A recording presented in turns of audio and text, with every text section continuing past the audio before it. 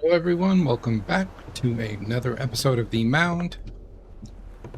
We could do a portal run at some point just to show that off and what those missions are like, but we are very close to completing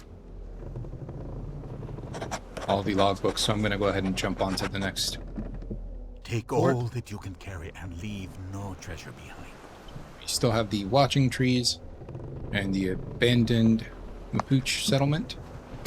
Sorry if I butchered the name. You will be victorious.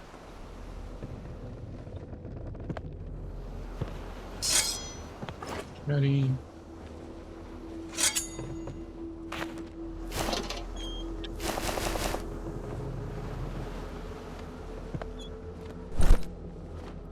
Gun.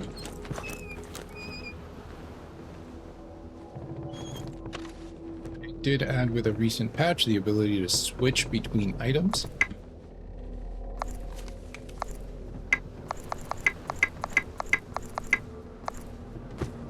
So if you have several items or a full inventory, so long as you get to the chest on the cart, you can pull your items, drag them over the others, and it'll switch their position, or you can just straight up move it to a different slot. That way you have your items where you want them, and you don't have something like bullets under 2, if that might be something you relatively need to access quickly for the sake of combat or whatever.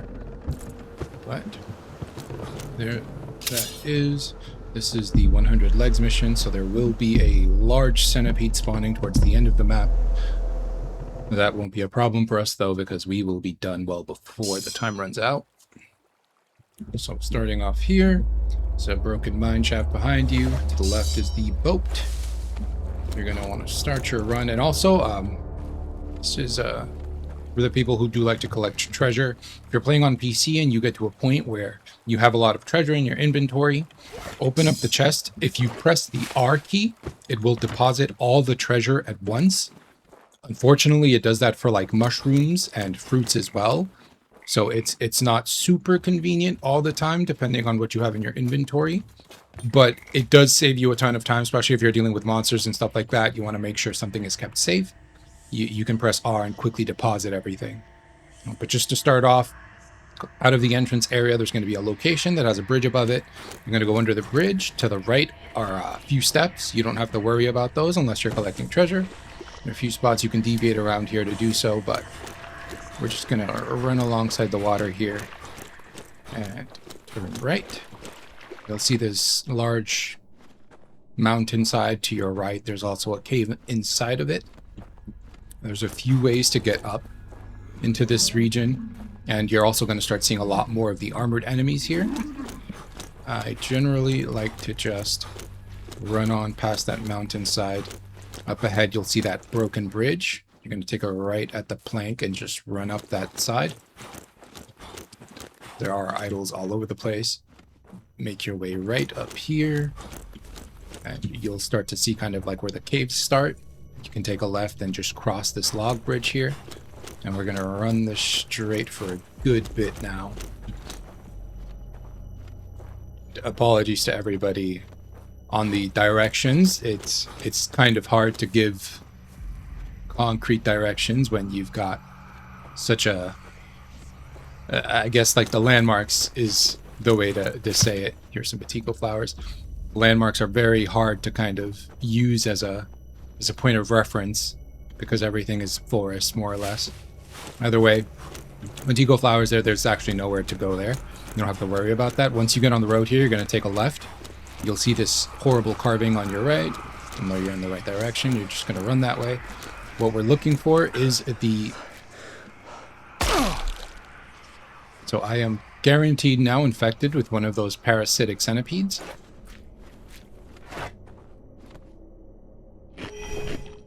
You heard that little sound when I ate the Matico flowers? That was essentially the centipede being cured. Either way, continue on, stay on the main trail. We're really looking for the waterfall.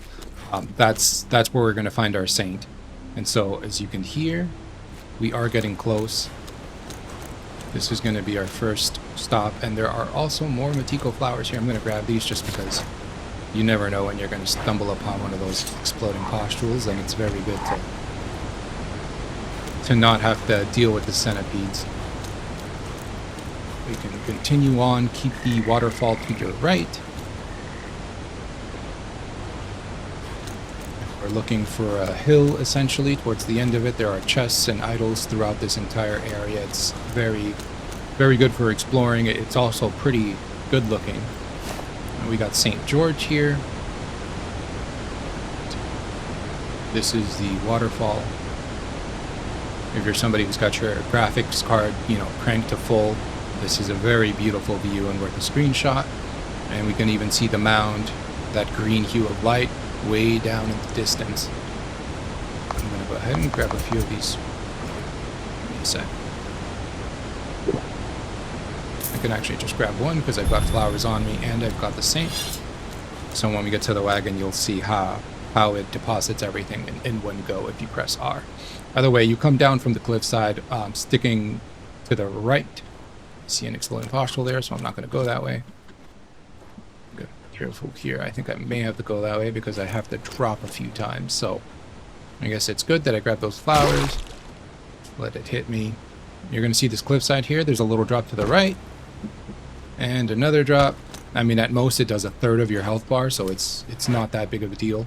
To your right is going to be the waterfall, I guess the edge of where the waterfall water meets the land. There's also a juggernaut down there. There's some like idle spots and stuff like that. So you may want to go that way. I recommend doing it quickly or with teammates because you may want to take him down so you can freely explore. And he doesn't stay down for long. But either way, you're running more or less across the way. Waterfall is to your right. And you're really looking for those shredded looking trees in the distance. Eventually you'll see these huts. I heard a monster just now. But these huts are pretty much like the key landmark here. There's always a bow with arrows here. Sometimes there's an idol there. To the right, though, of the huts is the fort. So here, got a blocked entrance. You've got the starting area for the next location, your fort logbook. And yet another index. This is for...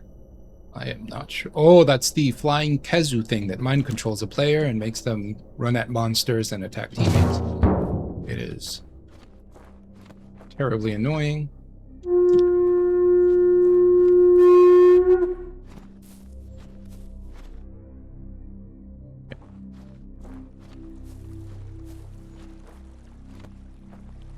Collect those? I feel like I didn't. Either way, once you're done here, feel free to look around if you want to. To the right of the Matiko flowers, there's a little trail here.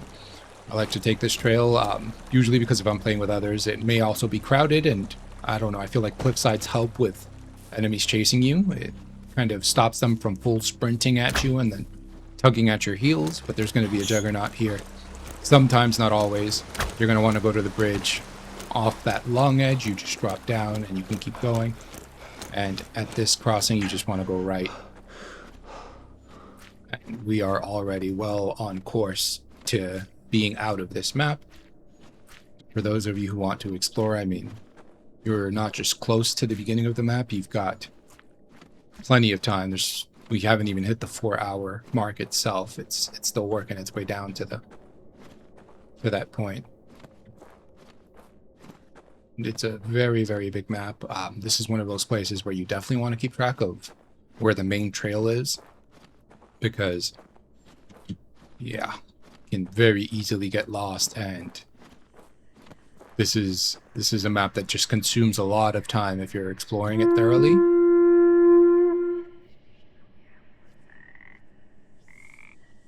Idea where the card is. He's not even ringing me back.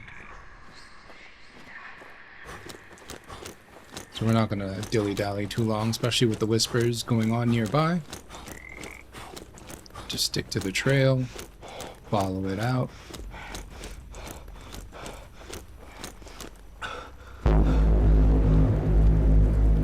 Oh, we hit the 4-hour mark. Off our logbook. I'm not sure why the saint got dropped if that was not where I had my Are you ready to return? key. Sitting on 7, not 8. Apologies, I was sitting on 6, not a 7. There we go.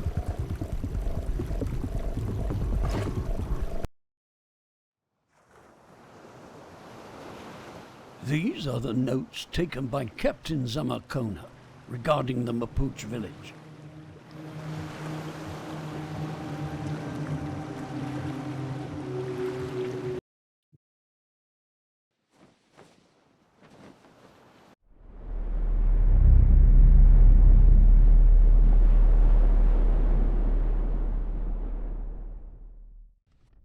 Let's see if you fulfilled your end of the agreement. It is not easy to measure its worth. What food did they bring? Little more than mushrooms, it would seem. What supplies did they bring? Not much to look at. What do you reckon these things are worth? They have done well enough.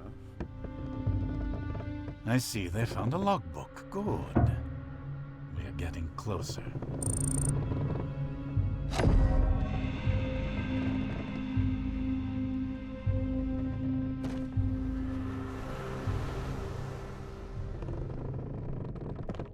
Did find St. George. You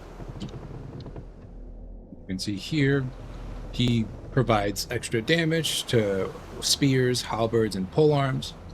So another one like St. Michael that could potentially be very good. I'm not very experienced with how much damage gets added to those weapons.